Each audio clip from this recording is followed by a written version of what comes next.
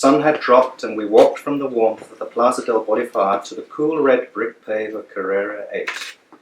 Pita swaggered and slalomed around the trash, a lit Bronco between lips and the next fresh one between thumb and finger.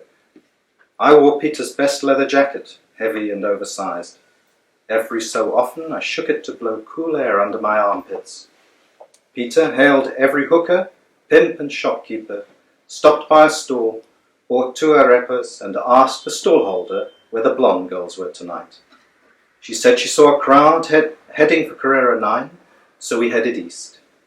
Pita winked at 2 cops, and in 3 minutes we arrived at Mehenata's. Pita sucked in his stomach, greeted the bouncers, passed a note, slapped each bouncer on the back, and marched onto a dance floor packed with kids. I climbed up to the balcony and looked down on the gringo party. Northern Europeans always start early, and I hoped for a short night. Pita, his bald spot visible, shuffled in a figure of 8 around the floor like a dying moth. He smiled and targeted the awkward girls with a, No, not the gringo salsa. Short steps, no bounce, okay. I glimpsed the tip of his Urabeños tattoo at the nape. What you couldn't see were the scars he received for a recent screw-up. He had to impress the boss. Next time he was finished. I scratched my neck, itchy from new ink and tight collar. It took 20 minutes before Pita nabbed a dumpy chick, flat heels, loose jeans, U2 t-shirt and thick, frizzy hair that sprayed out from under her vueltiao. Pita was losing it. I checked my pocket for the packet and went down to join them. Pita raised his eyebrows. He didn't need the borrachero, not yet. Sylvia, he said, this is Pedro. I took her hand and kissed it. She blushed. She's leaving tonight, he tapped his watch. 9:30, right, Sylvia? No, she said. 10 to 10 for Berlin. Lufthansa. Always on time. And she's still here having fun, he said. She's totally crazy, all alone. A brave, adventurous one. I'm going to drive her to the airport. The waiter put down a canalazzo and a pola. You speak Spanish, he said. The girl tilted her head and gave a smile, sweet and blank. You like him, said the waiter, because if you fuck him, you get Zika. Not today, said Pita. Waving the waiter away. Pita will fuck you, the waiter picked up a lemon. Give you a kid with a tiny head. Pita indicated he quiet down. Not today, friend. Only a delivery, airmail for the boss. The girl had tensed up. I gave the waiter the finger. Who did he think he was? We brought the girl back to Pita's apartment. When she saw the state of the block, she transformed from bubbly and wide-eyed to subdued and wide-eyed. We goaded her along the cement flight up to the 5th floor. Pita's arm around her waist, and I with her suitcase. Streetlights cut through the windowless shafts, and Pita whistled Hoja al Toro to the drip-drip from oozing pipes. We turned on our torches, moved along the damp corridor, and counted each numberless door. A baby howled, a TV, another TV, a dog's bark, a shout, scream and bump. Sounds unique to each ship-brown door. Pita counted 15, unlocked, and we entered.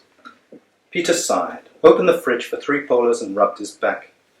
I took Sylvia to the TV room, ushered her to the couch, flopped next to her, flicked off her vueltiao, and ran my hand down her hair. She said she should leave for the airport. We heard a snap and the turn of a lock. She froze and bit her lip. Pita brought the polas, put them down, and slapped me round the ear. Trying to steal Mija, hey? But Pedro, I thought you were still a homo. She said again, maybe it was time to depart. No rush, Mija. We will get you there on time, I promise. I got up, opened the beers, and Pita jumped into my hollow seat. No hiding his belly now. He grabbed her neck, pulled her close and thrust in his tongue. She squirmed. She's your cure, Pedro, he said, and enough for the 2 of us. I tapped my watch. Pita nodded and said, Short but sweet, you like my place, Mia? She shuddered, and Pita poked at her suitcase. Look, Mija, there's a hole in your suitcase. This is a fucking disaster. She blinked. The condensation from her beer bottle had wet her pants at the crotch. Yes, this is Colombia.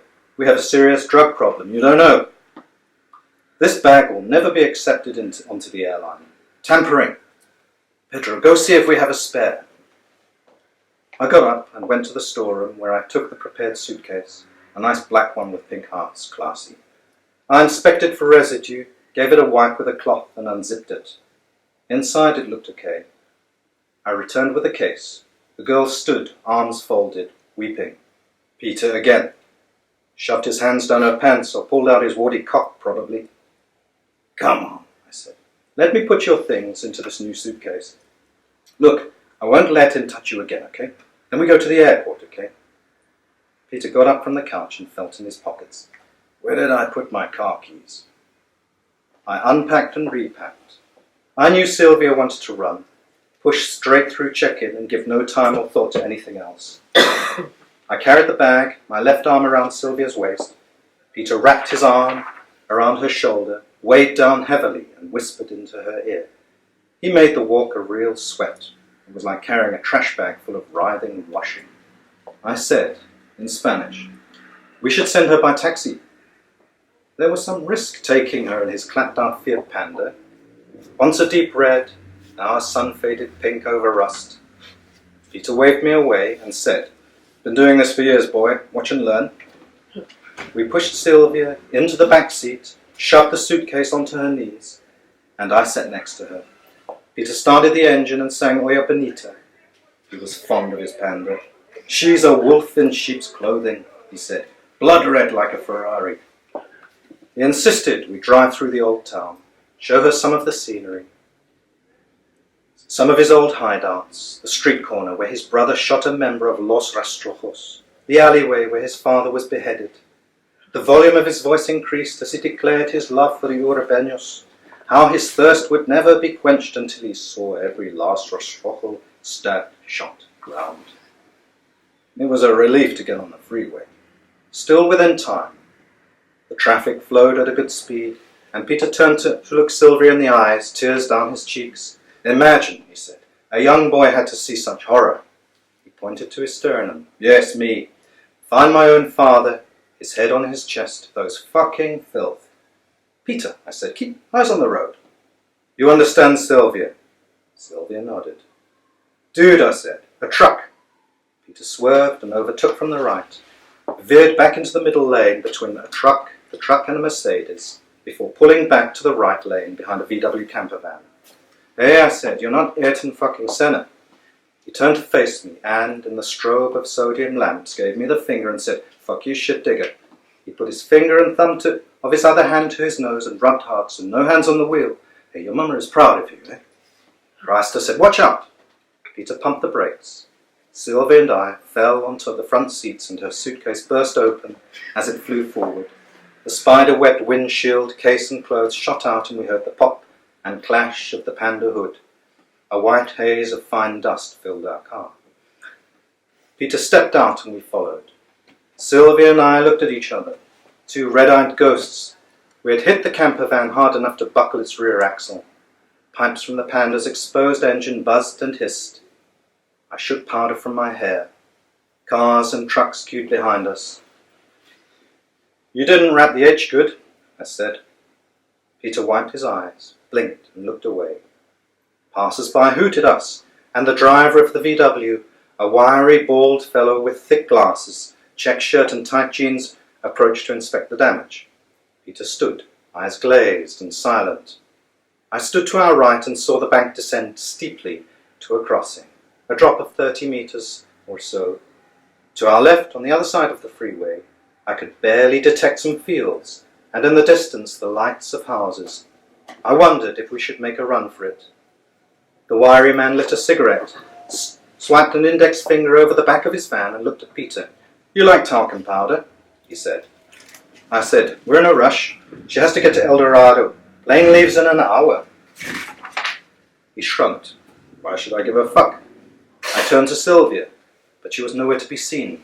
I heard a screech, a thud, and glimpsed a sack of potatoes rise and land heavily. Then noticed the sack of potatoes was Sylvia. She had crossed over and been hit by a pickup truck. The driver of the VW was now on his mobile making a call. Peter and I, like two dumb sheep, stood and watched car after car slow down and stop. While a crowd formed around the body, I felt an itch and faint flush grow over my skin. "I told her to run," said Pita. We heard a siren. My heart skipped a beat. "Go, Pedro," said Pita. "I'll take the heat." I shook my head and grabbed his arm, and we stumbled down the hard shoulder. The wiry man called out, and Pita wanted to stop and talk. I said, "Jesus, run, man," and pulled him 200 meters or so to the off-ramp that led to the crossing below. At the crossing, my skin burned and I felt hot. It began to rain heavily, and we ran into the street with our heads up so that the H washed from our faces. I rubbed the water into my scalp and felt intense warmth and euphoria, fear replaced by comfort, like a thick winter blanket. Pita giggled and snorted like a hog. "Ha! My mother's big tits," he said, and he skipped and kicked the flowing rainwater. Hand in hand we ran, danced and sang the song of our football team, El Espresso Rojo. "You think the cops are following us?" I said. "Yeah," said Pita, "which is why I need a holiday." I agreed. 2 weeks in the jungle, he said, with some fat forest mamas for me and cute boys for you. Yes, I thought, perfect. We laughed and hugged and agreed to call in on the boss, tell him what had happened and what we planned to do. We marched into his bar and demanded he see us that instant. We told him the whole story. The cops were onto us, and we needed to get to a safe house as soon as possible, but that everything was going to be fine. He could relax. The boss pushed us into the back of his white van and took us down to Ciudad Bolivar. During the drive, he wouldn't look at us or address us until he banged his fist on the dashboard and said, "I want to kill these bastards. They're stoned." "No," said Pita. "We never ever touch the merchandise." At that moment, Pita said his limbs felt heavy and he vomited over my shoes. I sat back, arms crossed, legs apart, face blank, como si nada, like nothing happened. The boss dropped us outside an apartment block along Carrera 18Z. A single room, cement floor, fridge, stove and latrine bucket. Inside we both passed out. I slept 12 hours and awoke in a deep melancholia. I said I wanted to die. Shoot myself. Peter said we must just eat. He passed me a polar and with a clang and a clatter put an open can of beans on the stove. There was a message from the boss. We were to keep our heads down for a month or so, dress like labourers and follow instructions. Each day he gave us low-life jobs, push glue to gamins at school gates, collect some debts, small change mostly, discipline the girls, tax the local stores, shift goods and so on. Whatever needed doing, we did. Through a cousin, Peter found out his place had been raided. A mislaid invoice led the pigs to our guys along the chain, put them under a bit of pressure. Someone said a thing or two because we heard nothing for a while. After 7 days I got a call. I was to take a walk to a house in El Bosque. There I met one of our guys and we had a long conversation about my future in the organisation and how, in spite of the fact he hated queers, the boss had respect for me. Then he passed on the boss's message. Peter was unreliable. I had to take him for a long walk. He gave me a bag with a 9mm, a 6 Sauer P226, plus bullets. "You can go far with us," he said. "Just do a clean job." Back at the apartment, I got drunk. I couldn't look Peter in the eye. He said, "What's wrong, mijo?" But what was I to say? The next morning, with a hangover and a heavy heart, I told Peter the boss wanted to see us. Now, we walked along Doña Juana landfill where the gamins dug for metal and plastic. Peter wore his best white suit and, in the warm sun, wheezed like a Labrador. I had a backpack with a few pullers, some bread and the gun. On the way we passed a youth, aged 12 or 13, and he hailed us and called out, "Los Urabeños!" Then he said he wanted to join. "Good lad," said Peter, "talk to this man." And he pointed to me. "He will tell you things are better for him. You can do no better than join Los Urabeños. Can you read?" Peter had found me on the street when I was 14 years old, out of school and with the gamins. Both my parents had died 6 months prior, and I had no idea where my older sister lived. She was a hooker. Maybe she was dead too. I was a perfect apprentice. I could read. I could run, and I needed family. For Pita, gang was family. No, said the boy. He could not read. Then go back to school, said Pita. We want no dumbasses and los urbeños. We spoke about recent events, about Sylvia and the accident. Eventually I told him how the boss felt, how he said we had screwed up. No, said Pita, not we. Me, I screwed up. I shook my head, but he continued. Don't blame yourself, mijo. You have been a son to me. I taught you everything you need to get ahead. We reached our spot, a secluded area hidden by high walls of trash.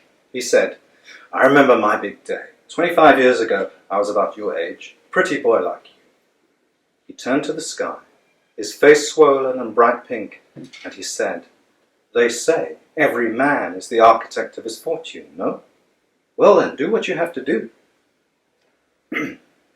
I took the gun, unlocked it, and we looked at each other. I hesitated. If I had any feelings of allegiance, they were to him, not the gang. Loyal to the end, what did he think of my indecision, of my reluctance to follow a simple order? Peter shook his head, folded his arms, and said, Pedro, you embarrass me.